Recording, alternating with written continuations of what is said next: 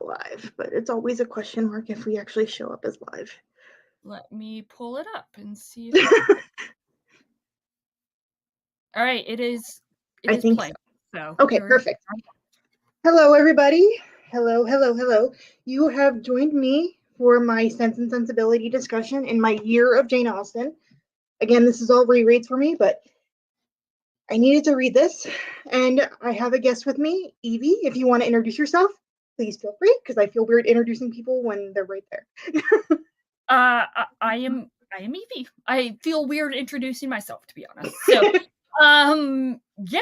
So other than most people Hi. probably know me as the Simon Jimenez fangirl, but The prophet. yeah, I am also a Jane Austen fangirl. So, I'm gonna be forcing my way into all Jane Austen discussions going forward. You have an open invitation. It's not a force. Well, Hi, you know, Liz. you broke that barrier, Alicia, and so now you're stuck with me. So Yes, I'm happily stuck with you because we have eerily similar reading tastes. It's kind of scary. that makes me really nervous because what if you don't like something that I like and vice versa? I'm gonna try Titus Grown, but I cannot find a copy anywhere.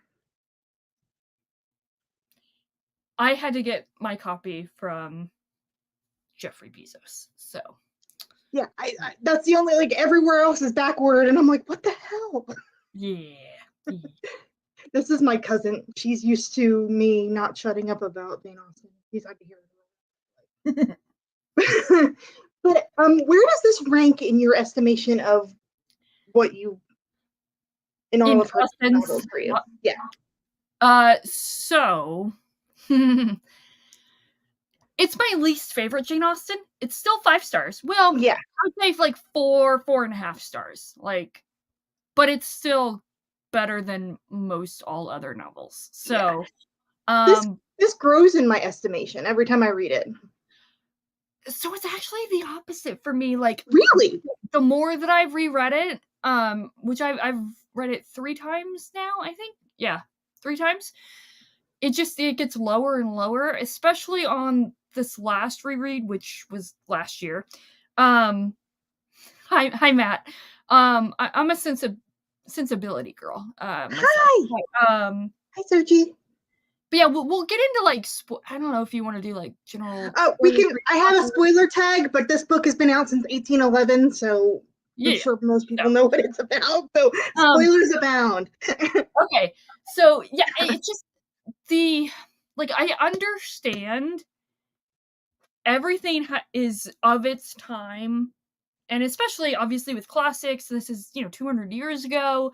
I understand, but especially now, it's just I love Colonel Brandon, but him going for 16-year-old girls, not just once, but multiple times, and I'm like, yeah, that's the first time. This time when I read it, I was like, that didn't bother me before. It's bothering me now. Like, I totally glossed over it reading it before, and I'm like, that's bugging me now. Yep. So in my brain, it's always going to be Alan Rickman because that's the adaptation I grew up with. Like, Yep. Colonel Brandon is Alan Rickman in my brain. I can't unsee it. Same. It's just so good. But it grows in my estimation in the way of I enjoy the exploration of sisterhood. Yeah.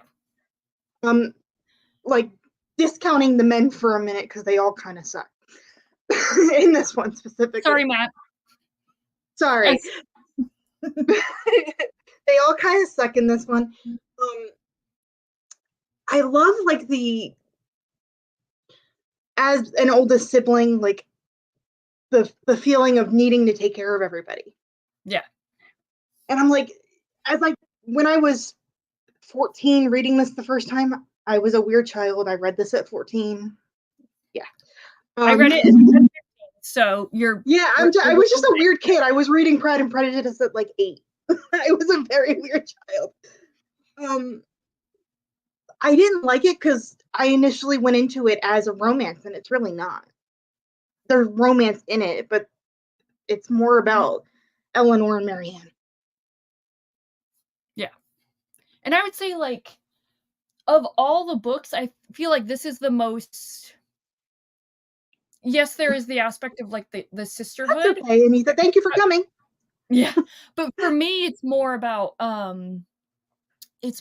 like the financial aspect, like the actual livelihood and surviving at that time. Like they have Was nothing. nuts.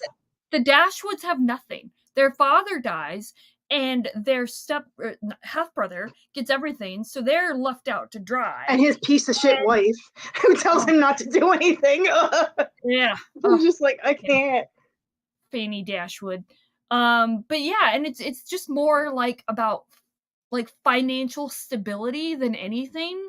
Um, Less about romance in the lowercase sense of the word. Yeah. And it's also more realistic for women of that time period. It Yeah, wasn't about love, it was about security and all that other stuff. exactly. And it's interesting in the way of I have grown to hate Willoughby more and more and more every time I read it. He's a trash human being. I partially understand him to a certain extent, but it's also like in one of the adaptations I just watched the other day, they actually bring in what's her name? The little girl. Eliza. Mhm. She's not little. She's like 15 in the show, but like it actually shows what Willoughby did to her. Yeah. Well, I Like, mean, she's 15 in the book too. Like yeah, when he violates her. Um, and under false Willoughby, pretenses. yeah, Willoughby is literally the worst. Like he's the actual villain. Like he's Yeah, genuinely. I hate him so much. Like the one. Churchill, like from Emma, Frank Churchill. He's not a bad guy. He's just a flirt. But Yeah, Willoughby, he's just an ass. Yeah, trash. So I actually highlighted it in my reread of this time when he says to Mrs. Dashwood, the mother, you're not allowed to change anything about this cottage. And I was like, sir, that's her house. Fuck yeah, off. exactly. Like I was just like this reading, I was just like, no. Well, like I understand he's like, don't change anything because this is all perfect and I love it. Like he's just trying to be a kiss ass. Yeah. So Or like, he's trying to play Barbie with hanging out with poorer people than he is. yeah, true. It's but it's just an interesting juxtaposition between Marianne's outward affection Yeah, versus Eleanor's like I say very reserved. reserved is the right word. Yeah. And I read something recently while I was doing research for this where someone read Edward Ferrars is on the spectrum. I And I guess I'm I could not see sure if that. I agree with it, but I could see where someone makes that um That yeah, like, deduction. yeah. I mean, well, obviously putting modern, again going back to the like putting modern no pun intended, sensibilities and modern viewpoints onto classic literature. Like you can read something, with a feminist viewpoint, with a I don't know. I'm trying to think like psychoanalytical reading of it, whatever. It it's it's the subtext of it all. Yeah. Well, I guess I could see that, but it's all up to the reader and interpretation because it's not unless it's explicitly spelled out, which language changes over time. So what I also might wonder have been, yeah, if his what's the right word that I'm looking for? If his uncomfortability speaking to women is because he wasn't really around women. The only woman prior to this that he was around was like Lucy Steele. yeah, and she's very aggressive. That's Not putting it aggressive, but like kindly. she's very, very forward. She's very, Yes. yeah, She's very brash. yes. There you go. Just looked up the life expectancy was 40 upper class. Well, I mean, So life expectancy doesn't necessarily mean like, oh, once you hit 40, you're gonna die in a couple years. Like, it's just because child There was a mortality. higher risk for women though because of childbirth. Well, that too, but also like it's more the child, like the childhood, the life expectancy in infant child, and Yeah, up to what 5 years or whatever. So that drastically lowered the life expectancy. it's crazy.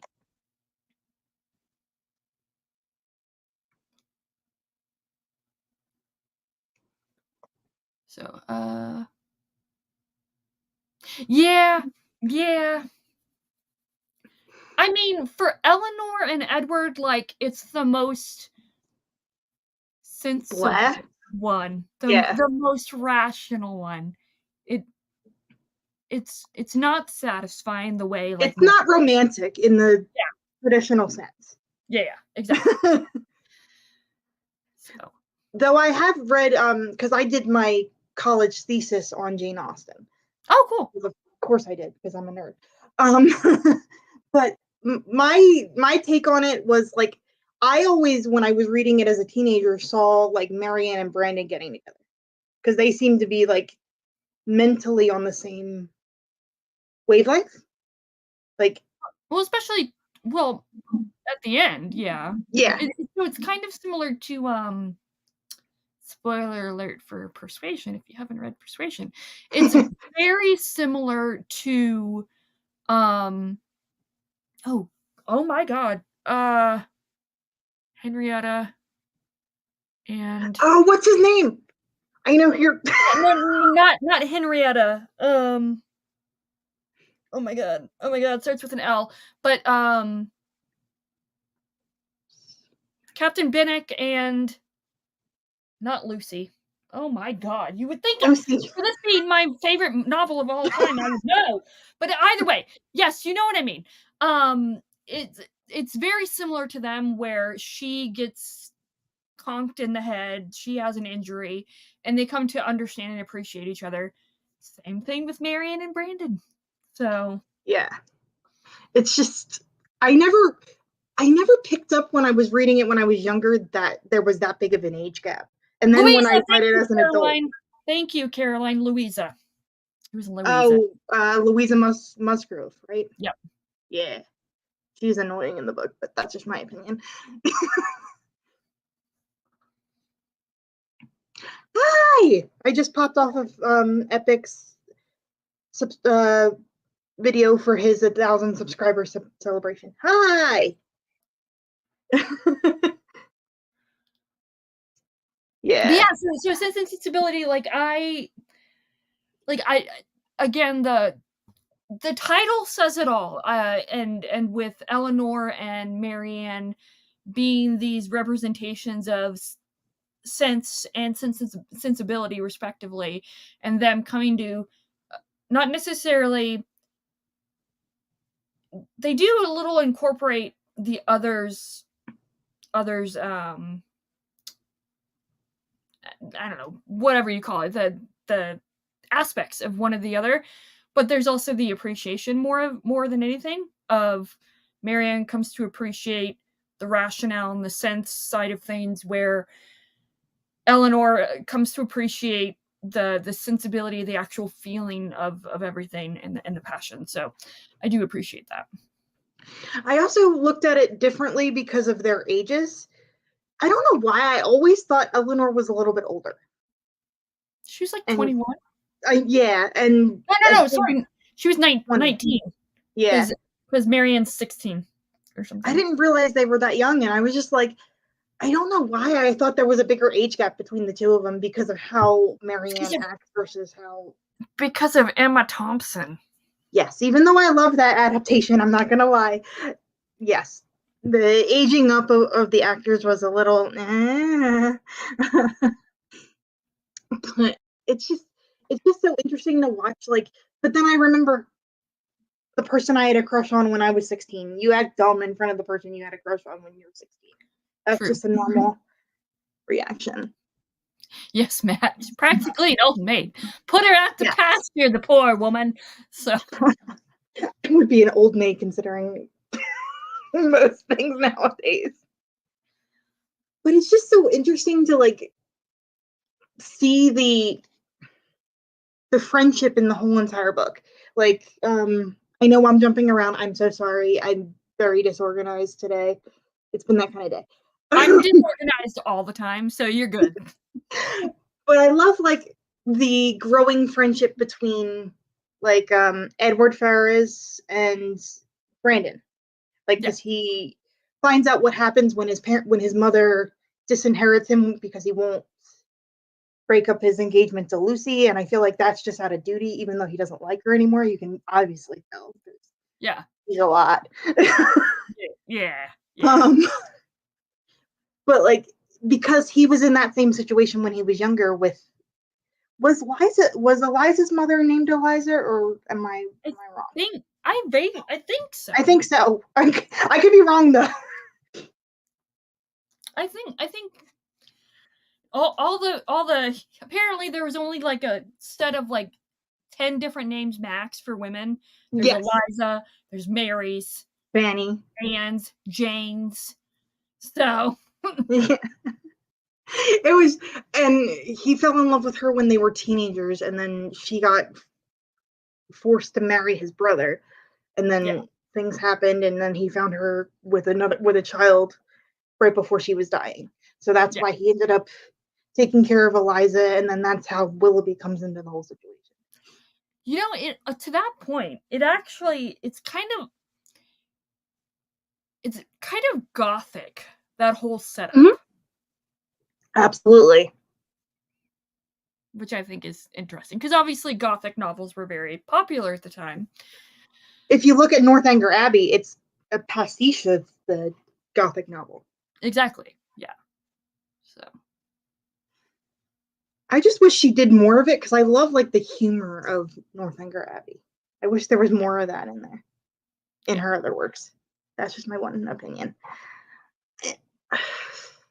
And there's not as many retellings of this. I guess that's on purpose because there's not much to.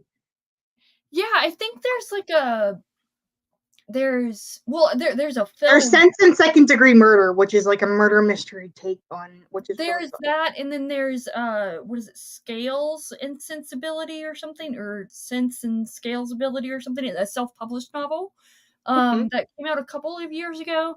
And I know that there's been a couple of like made for TV Yeah, adaptations. like from Lifetime. I remember watching a bunch of them when I was Yeah. younger. There was they did I think it was in 2007 when I feel like PBS was like remaking all of the Austins, Yeah. where what's his face? Dan something. Stevens. There you go. He played Edward Ferrars. Which I honestly In liked better than Hugh Grant playing Edward Yeah, Ferrars. Hugh Grant is I'm sorry. I'm I sorry. can't stand him. Hugh I never Grant is could. not believable No. as a romantic lead.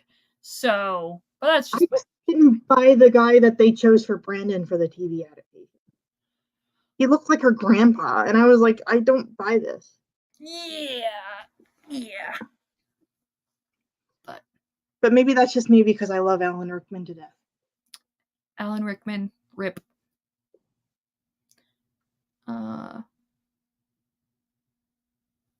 Yeah, Marianne, I'm very gothic. I'm not surprised if Austen included that subplot as a kind of dig at gothic novels. Yeah. Yeah, Well, I wouldn't even say dig. I would actually say like as a kind of homage. So Because she would talk to. I haven't read it yet. I don't know if you have. Maybe you can tell me. The one by Anne Radcliffe. What is that called? Mysteries of Udolpho. Yes, I haven't read it yet, though. I own it. I have not read it, but I have all of. I don't know if you can see it. Directions hard. All of Radcliffe's major novels. So I read the Italian, and I had to read the Italian in college. nice. Yeah. But you need to put this on your wish list so I can buy this for you because it's so good. It's called What Matters in Jane Austen: 20 Problems Solved. Oh. It's by John Mullen, and it's like a deep dive into like questions people have about her work and why certain things weren't written into her work and things like that. I highly recommend it. I'm only like 6 chapters in, and it's so interesting because it's more of a critical look. Not you can obviously tell the author loves Jane Austen, but it was more like a deep dive into little things that nobody thinks about. I cannot tell you how many Jane Austen related nonfiction books I have. I have so I many have like so biographies many. of her. It's ridiculous. I, it's I have like 2 shelves in my book on my bookshelf that are just her. Nice. All right.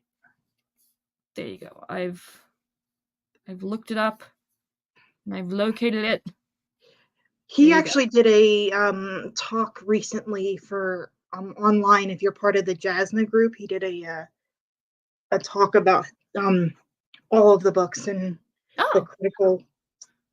I think I might be able to send that to you. I might be able to email that to you. I had a membership to Jasna a couple years ago.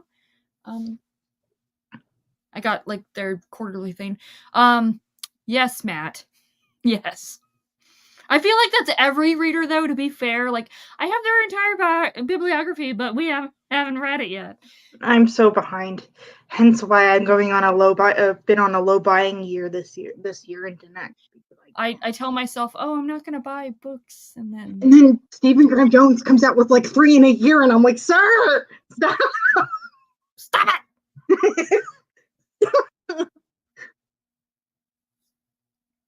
But yeah, so Sense and Sensibility. So how many times have you read this book? This is my 4th.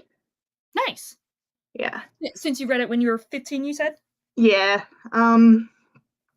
It grows in like I just maybe it's because I'm older and I can look at it without like the rose colored glasses of like it's a love story. It's kind of sad. I think this one is like with how men treat women, and it's hasn't really changed. It has, but it hasn't.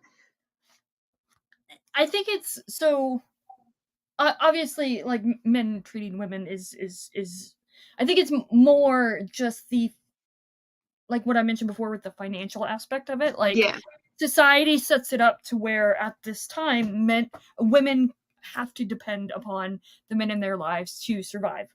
yeah. At least I felt especially bad for the mother in that regard because like she was screwed after the husband died.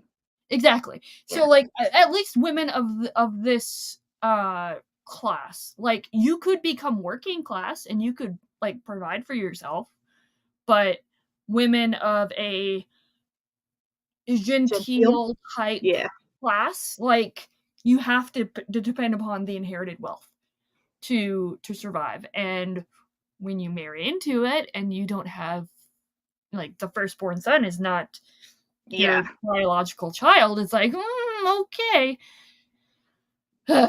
And Tanny pissed me off so much. Like he didn't mean for you to give them a livable wage, make them live on someone else's property. Okay.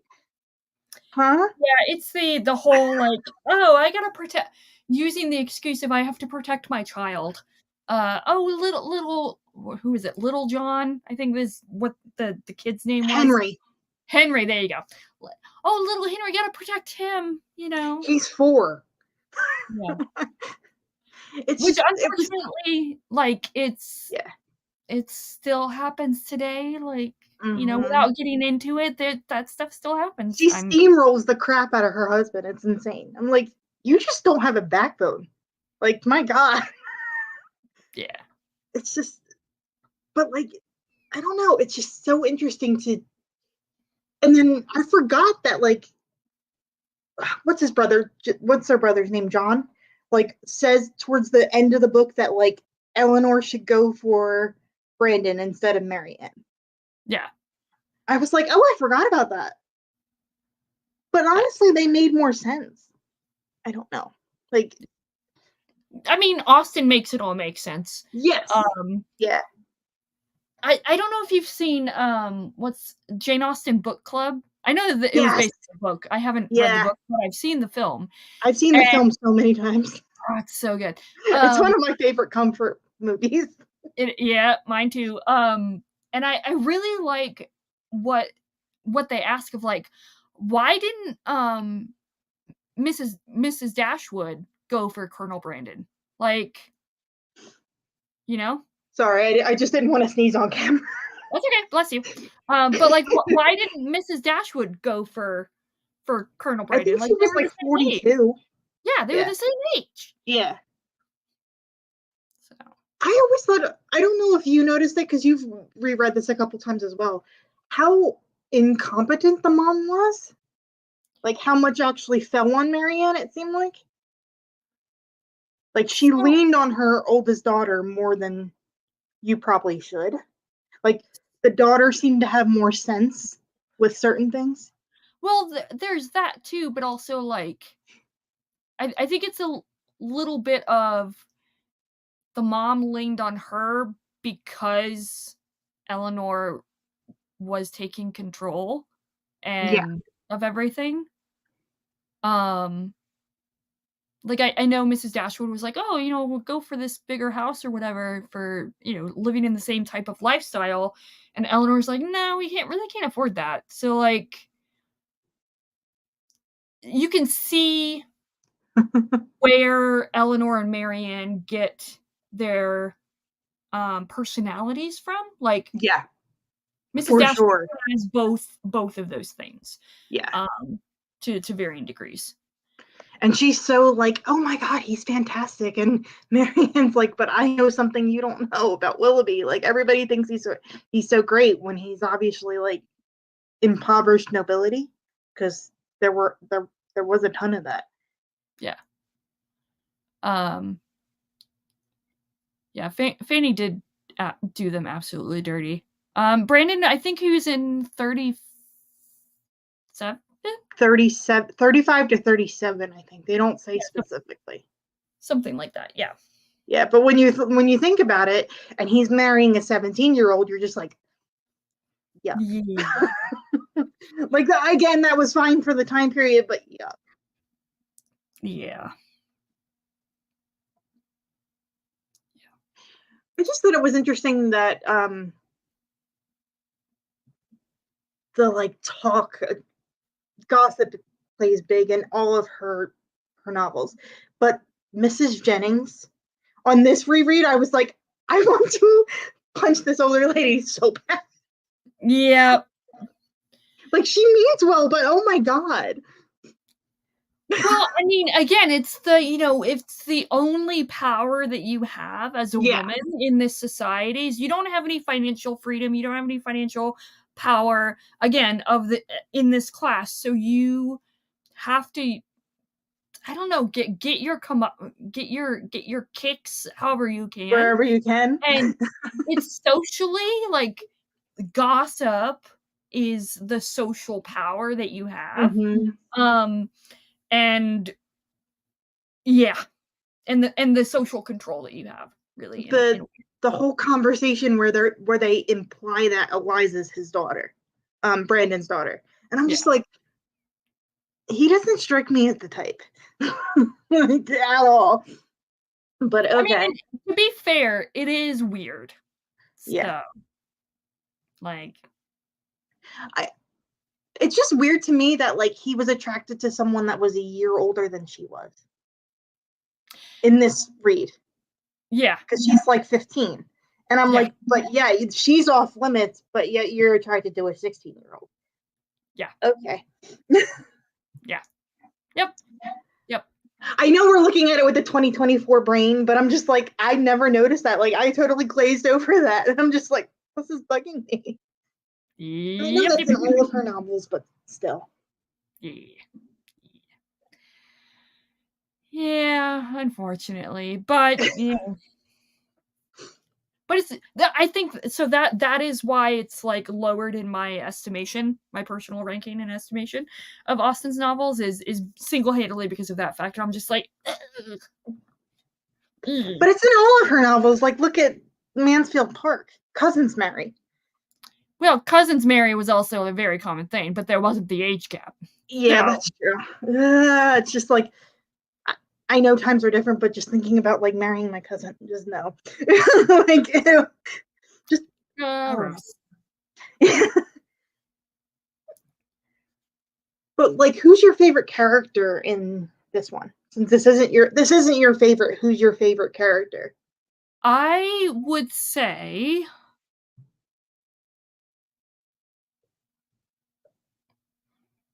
Eleanor. Like, she's the most controlled, like, she's the most sensible person. And like when she finally like breaks down, like I always like At the end, it always hurts. yeah, I'm just like, oh, there's finally that release of tension. release. You've been waiting for this, Eleanor, and you finally like you get some relief. Like it's like this pressure that's finally released, and I always love that for her. So I would say Eleanor is my favorite. I always wonder if like I know this is past the book, but I always wonder if Edward's mother like forgave him and let him back in the family, or like she did in like the last page, but they don't say like if she helped him get a living or if he was just living off of being in the church or anything like that. And I'm just genuinely curious. I think it's all like I would have in my head canon he Yeah, probably does to some degree because his brother just goes crazy and obviously gets involved with Lucy Steele. which another thing, ew. Like, why would you? Why would you date someone that your brother was engaged to for? It's because Edward's brother is an idiot. Robert, right? Robert, yeah. Robert's an idiot, and Lucy's an idiot, so they're perfect for each other. She just look. She ended up just being like out for the money, basically, because like she just dropped poor Edward after 4 or 5 years, and then goes, "I'm gonna marry the rich brother now." But yet that was perfectly fine. But if Edward married her, it was this whole big thing. Yeah, exactly. So, yeah. So in my head canon, I would think that like she would come to understand it because look at what Robert did. Like it's like, oh Yeah. crap. I guess I gotta protect him, or not protect him, but come to an understanding with her son, with her oldest son. And I would like to think that she would come to appreciate Eleanor's capabilities and her, no pun intended, sense. She seems to keep people in line, which She's much more level-headed. I think Edward needs to a certain extent. Like he's a sweetheart, but he needs a little bit of like, no, do this. Yep. Same, Matt. I always focused more on Eleanor before Marianne took the spotlight. Yeah. I think it also changed with like as I got older. Like I loved Marianne when because I was that age the first time I read the book. Yeah. And then it's like as you get older, you start to realize I'm more like Eleanor than anybody else. Yeah, it's because I'm the oldest sibling. Well, I think that's obviously that's part of what Austen is trying to explore is like the not anticipation, but like the just the freeness of youth, and that as you age, you come to understand society that like you can't go buck wild because of X, Y, and Z, whether it be societal standards or expectations, but also like you can't blow all your money in on I don't know Frivolous. And salsa or whatever. You gotta pay your bills, Yeah. That's a really, really poor example. The one scene that broke my heart was when she runs into Willoughby at like the dance or the whatever it was. And he ignores her. He ignores her, and I'm just like, oh, we've all been there. Like, oh, that hurts. Which was as internet you can get the other guy. You had to meet who was in your social circle, which wasn't why there is no dating. You can get as far as a carriage. So if the other guy is available, yeah, that's true. Yeah, like it's slim pickings. Like, and again, it's that social circle of like Lucy's in a much lower social class than the Ferrises. So she's the working class, right? Lucy is. I'm assuming because it wasn't her father like Edward's teacher or something. Something like that, yeah. And so like when you have those opportunities, you got to take advantage of it. So like, yeah, like give it to Lucy. She took advantage in the best oh way. yeah, I still don't like her though. So, I mean, you got to do what you got to do. Yeah, and then once you're expected to stay within your social circle, which is why it was so like no for Edward to be engaged to Lucy Steele. yeah, not just because she's an idiot. she's lowborn. But to Marianne's point, Robert is an idiot. Lucy is persistent. So like, give that. Yes, that yes. And she's believable persistence until you realize how annoying she is. It's not necessarily annoying for me, but it's more like she's not. I mean, to your point, like she is money hungry and she is what you would call nowadays a gold digger. Like she is looking for that upward mobility, regardless of personal cost, no pun intended, to anyone else. So like to Edward. So like she's trying to make better for herself, which good for her. Which in that time period you had to. Yeah, exactly. To the detriment of anyone else in her way. So like she's conniving, but like I get it. Yeah. Maybe that's just me getting older too. I'm just like, but I would do the same thing if I was in the same spot back then. Yeah. We all would. I would like to think that I wouldn't. Doing something to get ahead. Not to hurt anybody else. Like I would never purposely do that. Yeah. But it's just like so interesting how certain characters she focuses on, and then like you get a throwaway line about the sister reconnecting with the farmer or something that she was talking to, and then you never hear anything about it again. And I'm just like, but what happens? Yeah, exactly. I have not. I'm definitely gonna look up Octavia Cox. Definitely gonna look that up. Oh yes, she does a lot of Jane Austen stuff. She's a Jane Austen scholar, I think, in Oxford. She's on YouTube. Interesting. Or she used to be. I don't know if she still does it, but she has like hundreds and hundreds and hundreds of videos. I am looking this up right now.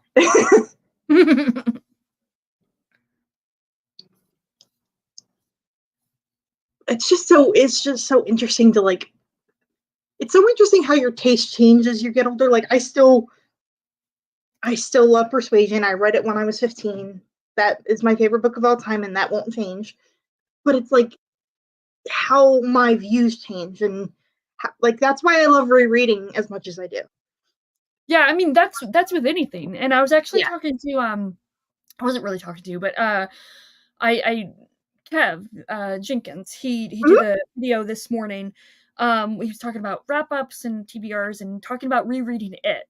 And he's like, "Oh, I reread it, and my perceptions changed." I was like, "That's what I love about rereading and just reading in general. Like a point in time we read something could have our experience could be one thing, and then when we reread it the next year or in 5 years or in 10 years, our perceptions and what we pick up within the text could change based on where we're at in that moment." So like Persuasion, I reread it every year for the past 2 years. So, and I still find something new, and I'm changing every single year. And it still makes me cry every time. Yeah, exactly. Every time regardless. And again, so to bring it back to Sense and Sensibility, like when I first read Sense and Sensibility, I was like, this is great. I love it. It's Jane Austen. And then rereading it now, it's like I didn't pick up on this stuff, and I appreciated the financial dependency and independence much more on this latest reread, while still also getting really creeped out by Colonel Brandon's you know. It's so weird how he get creeped out but still love the character, because he's just Exactly. he's so like, I was talking about him with someone who just recently read the book for the first time, a friend of mine. Mhm. And she's like, he's a golden retriever boyfriend. Like, he'll do anything to make anybody love him. And it's so sad. And I'm like, you're right, though. Like, He to I his think detriment. I honestly I think more than any well uh all right, this is gonna come out really wrong, No, yeah, but hear me out. you're fine. He is the nice guy. He is Yes. the guy that will hang around and be friend zoned until He's the you safe, he's until the you safe pick. until you realize, or he hopes that you realize, oh, that Yeah. he's an option Yeah. romantically. Um so like he does all these things. So to compare, Colonel Brandon does what he does in hopes that Marianne will like him. Yeah. Mr. Darcy does everything for Elizabeth because he likes her, not because he hopes that Yeah. he will like him. And he does certain things to make sure that her family doesn't get ruined. Yeah. Spoilers for there's Pride and no Prejudice, but there's no ulterior motive behind yeah. it. Like, it'd be one thing if Colonel Brandon was doing everything to do something nice just to be nice and like actually care about the family. He seems like he's the doormat guy, the guy that gets treated like crap by a lot of women. Yeah, but it's the also his personality. Like he again he's that friend zone guy. Like oh, maybe she'll like me if I do this. And it's like in today's day and age, it's the guy 10 years ago that you were interested in that pops up on like Facebook or social media. Hey, how you doing? Even though we haven't talked in 15 years. yeah, exactly. What? Yeah. Yeah, so I subscribe to Octavia Cox, and I will have a crap ton of backlog videos to watch now. Thank you, Marianne. Her videos are awesome. And she does like the super deep dives. That's what I try to do, and then I just turn into this. I try to do like the deep dive that we can be sitting here for an hour, but like then I get so excited and I'm just like bleh. Same. Like I have an entire like spreadsheet of like comparing Jane Austen and like common tropes that she reuses. Like for example, Eleanor's 19. A lot of her heroines are 19 or thereabouts. But then there's Anne, who everything starts at 19. Yeah. And then she's 27. Whereas everyone else is like their romance. And I was still single at 27. So like when I was reading that, I'm like, I know times were different, but yeah. When I was reading that at 27, I'm like, that hits different. Yeah. But no surprise, my next book for my deep dive will be Persuasion, my favorite book of all time, because I can't wait any longer, and I'm slowly pushing back Emma because I can't stand her. So, funny story. I'm gonna invite myself for Emma as well. Oh, you're permanently invited at all times. So I hated Emma, like as a novel, as a character when I first read it, and then I didn't reread it until after the Autumn de Wilde adaptation came out. Okay, and I watched that film. I haven't watched the new one. Oh my! I don't care what anyone else says. It's an amazing movie. Okay. That's the newest one that came out in 2020, right? Yeah, the one with Anya Taylor-Joy. So it made me reconsider Emma as a novel and as a character, and I'm like, let me reread it. And I reread Emma, and I'm like, oh my god, this is one of my favorites of all time now. Like, really? Okay. It's Persuasion. Emma Mansfield Park is tied for second. Then Pride and Prejudice and Northanger Abbey tied for like flip-flops, and then very at the bottom is Sense and Sensibility. So I'm sorry, Nicole, if you watch this on replay. I love you. We co-host a book club together. She loves Pride and Prejudice, but like as I'm rereading it, Pride and Prejudice is going further down. Not that I dislike it. I will reread it at any time. It's still 5 stars. Yes, it's absolutely 5 stars, but it's going down in my ranking for sure. Yeah. Like, it's true. I am required. Yeah, I'm not just invited anymore. I'm required. She's basically going to be on like every other video. It's going to be either Epic or Evie at this point. Epic and I are working on some projects, and then next year I'm thinking about doing. Any Simon Jimenez, I am required. It's part of my unspoken contract. Even if you don't even know who I am, you have to invite me to any Simon Jimenez conversation. So, I don't know if you watched it, but he made my top 5 of the year that I've read so far this year, because this is the first time I've read him this year. Nice. There's one book that is neck and neck with that, which I think you would like, and it is a fantasy standalone, which doesn't happen that often. It's called Forging a Nightmare by Patricia A. Jackson. Interesting. Okay, I'll have to check it out. And yeah, it starts off like a hard-boiled cop, and then it totally goes into like fantasy after that. Oh, interesting.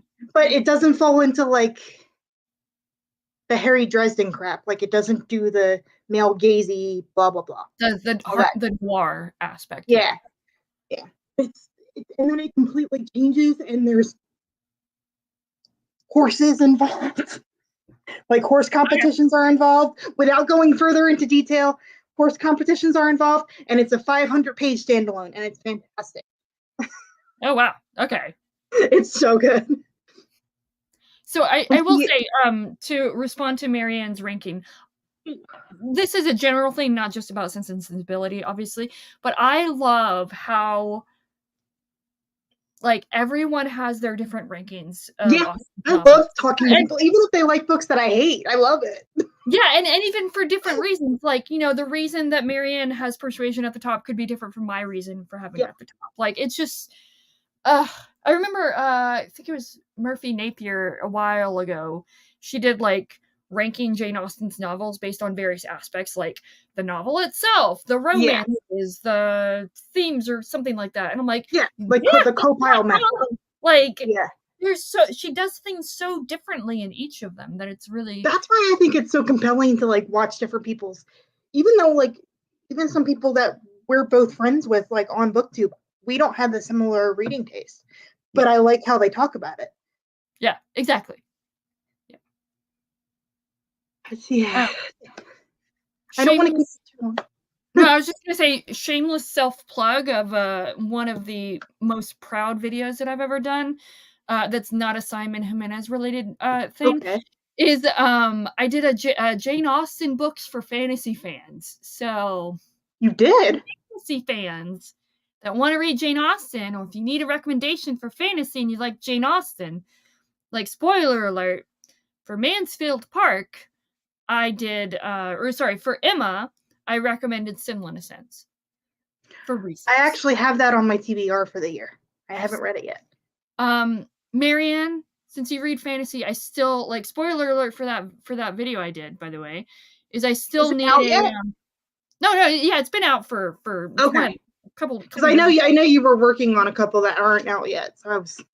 Yeah. I still need I have no recommendation for Persuasion because it's way too close to home that I cannot find a fantasy book that reminds me of Persuasion. No, I'm trying to think of one. Yeah. So. I don't know. It's so interesting. Like, I love talking to people just about it, and even my friends who hate classics are like, I love listening to you talk about classics because like it makes me want to read them even though I hate it. That's what I'm like, thank you. Well, that's the thing. So that's what I admittedly struggle with even now, even though I read classics, I don't read them all the time. Is just classics have this reputation of being like hoity-toity, not necessarily snob, but like very dense, and they're classics for a reason. I've been called a snob because I like Jane Austen as much as I do. I've been called a snob. So like they're almost like there's like almost a untouchability to them. Yeah. So I try to get over myself, and just be like, okay, these were written at a time like Dickens, for God's sakes. Dickens, when he was writing, was he was writing popular novels. It was popcorn. Yeah, and Austen for her time was writing popular novels for her time. Thank you, Liz. Or if you want to write hit the thumbs down, it's still engagement. It's still engagement. That's fine. And any of these Dubros that want to mansplain Jane Austen to me, please don't bother doing it. You can either just hit the thumbs down button and go about your day. The only mansplaining I will accept for Jane Austen is from Carlos from StoryTube. So, yes, yes. But like, I'm talking about like the guy who is like 80 years old telling me I'm an idiot on my last. Yeah. Like, I had to find the hide from channel feature. That was fun. Oh, that sucks. Ugh. Thankfully, I've not had to deal with that. Yes, thank you. Thank you for having me. Thank you for letting me bully my way into this, and I invited you. It's not a bully. And thank you for letting me like word vomit all of my thoughts on you. We're word vomiting together. That sounds weird out of context. It does, but next year I'm planning on doing, I've never read any Edith Wharton, so I want to do like a deep dive into Edith Wharton. I have been meaning to get it, like, I've read Age of Innocence, and I remember I was supposed to read House of Mirth in college. I'm pretty sure I never read all of it. So I actually have a good chunk of Edith Wharton. So yeah. If you want to join me next year. I've been to the Edith Wharton house, though, so that was fun. You have. I did see that video, and I'm so jealous. Yeah. Hi, PL. Hi. Yeah, so Edith Wharton is like the Jane Austen of early 20th century America. Yeah. She is talking about society. And again, actually, so I can't remember, Alicia, if you've read any of Zora Neale Hurston. Zora Neale Hurston? Yes. The only one that I've read, though, was her Their Eyes Were Watching God. Fantastic. Zora Neale Hurston made me cry. She is akin to, and maybe even, I would argue, maybe even better than Jane Austen in her exploration of society through story and characters. She's savage. I've read some of her letters. Oh my god! Shit. Again, I'm like, if you were alive now, I'd be friends with you. People always are like, oh, do you want to, what authors would you want to have dinner with? And I'm like, listen, theoretically, Jane Austen and Zora Neale Hurston, but I know that they would completely eviscerate me. So I want to get like all of her collected works, but I could never find them for like not ridiculously expensive. Who, Austen or Zora Neale Hurston? Oh no, they have new publications out, so they you should be able to find them relatively cheap. Where do you recommend? Because I've only read Their Eyes Were Watching God. Where do you recommend me going from there? So I would say, do you? So I swear that this is related. Do you like or have you enjoyed The Great Gatsby? Do you at least appreciate it? The Great Gatsby? I appreciate it. I didn't like reading it when I was in high school, but I think that was the teacher that I had. Okay, so I would say Jonas Gordvine then. Okay. So it's oddly reminiscent of The Great Gatsby, but much better. So because I appreciate it. I just don't like it. Like it's a bunch of rich people whining. Like I'm just like point. So yeah. But Jonas Gordvine is amazing. She has so much that I get overwhelmed before to start. It's actually not that much. She's only written 6 novels, I think it was. Really? I thought the one like collective work I've seen has like 20 books. So I don't know what else that is. Really? That's weird. It's like this big box set. So she does so she had like 6 or 7 novels, and then she has short stories, and then she wrote a lot of nonfiction and archaeology work because she did a lot of Yeah, the one that I read parts of was what was the name of it? I'm not your Negro or something like that. That's not that's No, that's James Baldwin. yeah, it's My James brain. Baldwin. My brain. Not enough caffeine today. But yeah, no. So actually, that's another one that I would recommend is so obviously I would recommend any of Zora Neale Hurston's novels, but so Jonas Gordvine and Moses Man of the Mountain. I would also recommend that. Those are 2 options as your next ones. So okay, awesome. Thank you again, and we will schedule schedule our next discussion because it looks like we're gonna have tons, which I'm here for. We'll schedule the next discussion, and I will post it whenever we're both available. yes. Thanks, everybody. Have a great day.